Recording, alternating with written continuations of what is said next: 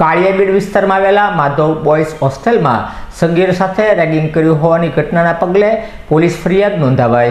કાળિયાબીડ વિસ્તારમાં આવેલા માધવ બોયઝ હોસ્ટેલમાં રહેતા અને સરદાર પટેલ સ્કૂલમાં ધોરણ 9માં અભ્યાસ કરતા સગીર સાથે તેની હોસ્ટેલમાં રહેતા ધોરણ 12 સાયન્સના 4 વિદ્યાર્થીઓને રેક્ટર દ્વારા હોસ્ટેલની અંદર વારંવાર સગીરનું માનસિક શોષણ કરી માથું દબાવવું, માલિશ કરાવવું અને હોસ્ટેલના નાના મોટા કામ કરાવવું, જો ન કરે તો સગીરને મારવામાં આવતો હતો, જેની જાણ તેના પરિવારજનોને કરતા સગીરના પરિવારજનોએ નીલંબક પોલીસ મથક ખાતે રેગિંગ કરનાર સામે પોલીસ ફરિયાદ નોંધાવી।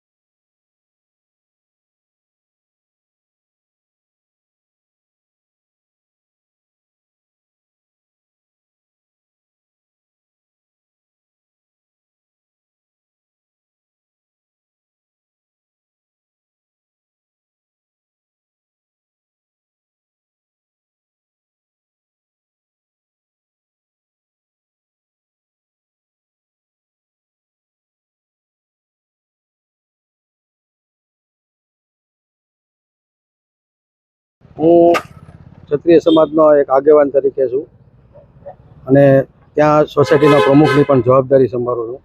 આજે મને આ વાત મળી એટલે મારું ખાસ એ કહેવાનું છે કે આ હોસ્ટેલો બંધ કરાવવી જોઈએ અને આ છોકરા જે અત્યારે આ રીતે જે કૃત્ય કર્યું છે એને રસ્ટિકેટ કરવા જોઈએ. અને આ છોકરા ડૉક્ટરો બનશે તો દેશનું ભવિષ્ય શું? એટલે આમાં ખરેખર કડક ને કડક પગલાં લેવા જોઈએ અને આની વહેલી તકે આમાં એનો નિર્ણય આવવો જોઈએ. કારણ કે આજે આ છોકરા સાથે થયું, કાલ બીજા સાથે થાય અને આ છોકરા ડૉક્ટરો બનીને શું કરશે? કેવું આરોગ્યનું ધ્યાન રાખશે? અત્યારથી જ આવા કૃત્ય કરે છે એને ડૉક્ટર બનાવવા છે આપણે અને એને ખાસ રસ્ટિકેટ કરવા જોઈએ. જે હોસ્ટેલ ઉપર પણ કડક ને કડક અમલ થવો જોઈએ. બસ આ મારી એક રજૂઆત છે સમાજને એક આગેવાન તરીકે. મારી સાથે પણ કરણી સેનાના બધા આગેવાનો છે સમાજ. અમારી ખાસ એક આ રજૂઆત છે.